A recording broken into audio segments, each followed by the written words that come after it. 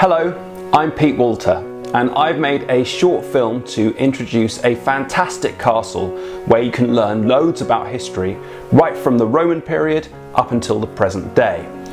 It's just one of 400 properties in the care of English Heritage, and you can visit every single one of them for free if you're part of a learning group that pre-books. They're all really great for cross-curricular learning too. Some of them, like the castle you're just about to see, also have education rooms, fascinating collections of artifacts you can pick up and handle yourselves, picnic areas, and gift shops that, as I discovered to the slight detriment of my own waistline, have an excellent selection of delicious ice cream. I hope you enjoy the film. Picture your granddad. He's pretty old, right?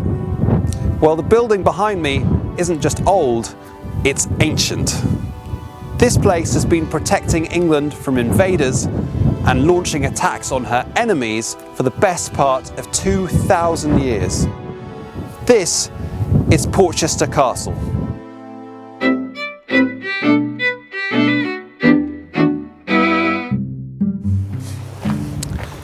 Everybody knows that the Romans won their empire by having the best army the world had ever seen, but they kept it by being really good at building. Way back in the 3rd century AD, 1700 years ago, there were these guys called the Franks and the Saxons from Germany who started raiding Roman Britain. Now, the Romans responded by building a line of incredibly strong forts right along the length of southern England, including this one. In fact, it's so well located and so well built that its Roman walls were in constant use by the English and latterly the British military right up until the 19th century. When the Romans did leave, a town grew up within the walls of the old Roman fort, and a recent archaeological dig revealed a ton of evidence about the people that lived there. Old animal bones, bits of their buildings, bits of pottery, even games. And you can see all this stuff when you come and visit the castle. The next major update of Portchester came from the Normans. Once they'd conquered England, they needed to protect themselves from foreign invasion, but also restless natives who wanted the Saxon rulers back.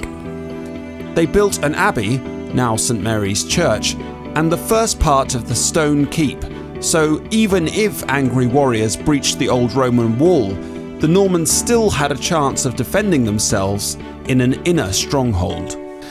In the late 14th century, King Richard II, who was really good at interior design but really rubbish at being king, decided that he wanted to build a swanky new palace with a sea view right here at Portchester.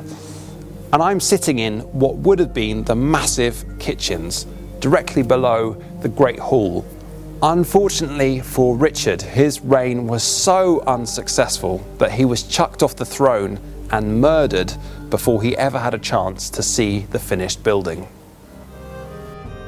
From Roman times until the Middle Ages, Portchester was the place to park your boat before you sailed across the Channel, and as such has featured in lots of wars against the French. Edward III assembled his 15,000 strong army here before heading off to win the Battle of Crécy, and likewise, Henry V stayed here before taking his army off to recapture Normandy and win the Battle of Agincourt.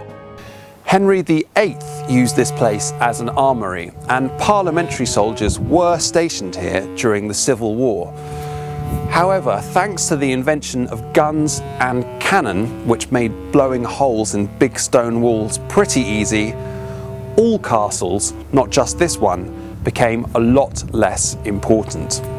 Eventually, Richard II's palace and the famous Roman walls were turned into a prison for enemy soldiers captured in the Dutch and Napoleonic Wars.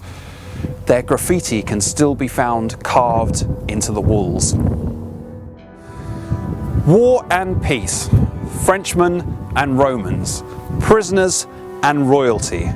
This place has seen more interesting stuff from English history than virtually any other building in the whole country.